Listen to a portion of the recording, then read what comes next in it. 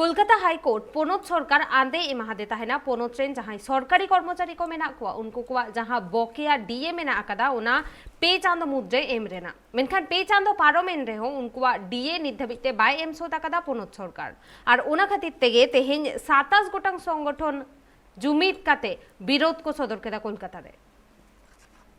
Kolkata high court কয়েকদিন আগেই নির্দেশ দিয়েছে যে সরকারি কর্মচারীদের বকেয়া 31% অর্থাৎ 31% বকেয়া ডিএ মিটিয়ে দিতে হবে 3 মাসের মধ্যে। এখনো পর্যন্ত রাজ্য সরকার কোনো সিদ্ধান্ত নেয়নি বা সুপ্রিম কোর্টে যায়নি। এই পরিপ্রেক্ষিতে আজকে সরকারি কর্মচারীদের সংগঠন তারা পথে নেমেছে বকেয়া দিতে হবে। 27টি সংগঠন আজকে রাজপথে নেমেছে কলকাতার। সুবোধ মল্লিক স্কয়ার থেকে রানী রাসমণি রোড পর্যন্ত তারা মিছিল করবেন। তাদের একটাই বক্তব্য যে কলকাতা হাইকোর্ট যে নির্দেশ দিয়েছে সেই নির্দেশ মেনে সরকারকে অবিলম্বে বকেয়া পাওনা দিয়ে মিটিয়ে দিতে হবে।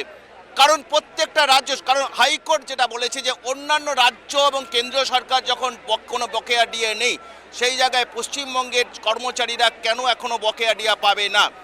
তাই এই পরিপ্রেক্ষিতে দাবি আদায় নিয়ে আজকে তারা রাস্তায় নেমেছেন। যদিও এই মিছিলে শিক্ষকদের বিভিন্ন শিক্ষক সংগঠন আছে, বিভিন্ন সরকারি কর্মচারী সংগঠন আছে, সেই সঙ্গে মিছিলে কিন্তু শাসক দলের কোনো কর্মী সংগঠন নেই সিপিএম অর্থাৎ বামপন্থী কর্মী সংগঠন। তারা আশা করছেন, এখানকার যারা নেতৃবৃন্দ, এই 27টি সংগঠনের নেতৃবৃন্দ তারা বলছেন আগামী দিনে হয়তো তাদের পাশে পাবো। কারণ এই আন্দোলনটা করা হচ্ছে একদম উইদাউট ব্যানার, অর্থাৎ কোনো পলিটিক্যাল রং দেখা না করে তারা রাজপথে নেমেছেন। তাদের একটাই বক্তব্য, তারা সরকারি কর্মচারী, তাদের বকেয়া দিয়ে দিতে হবে। আমি জিজ্ঞেস করবো এখানে আছেন, আমার এখানে যারা আছেন আন্দোলন করছেন তাদের আমরা জিজ্ঞেস, দিদি কেন নেমেছেন আজকে?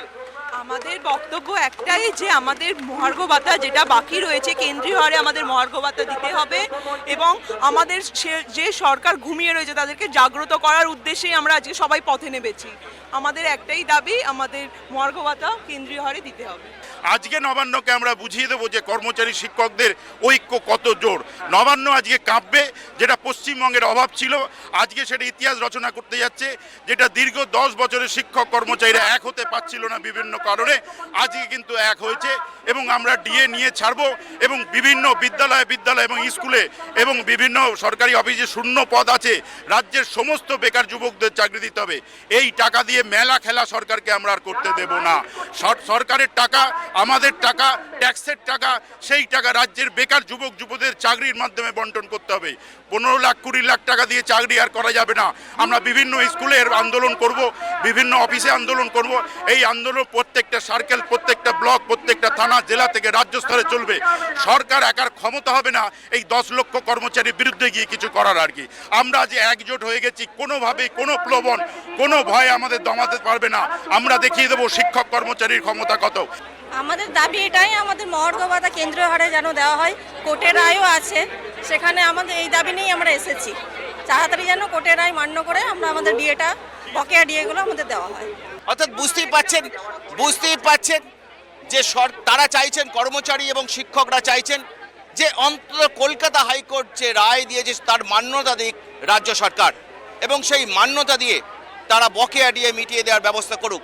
কারণ এভাবে বঞ্চিত হয়ে থাকাটা এবং সরকারের এইরকম নিশ্চুপ থাকাটা তারা পছন্দ করছে না। আজকে তারা রাজপথে নেমেছেন।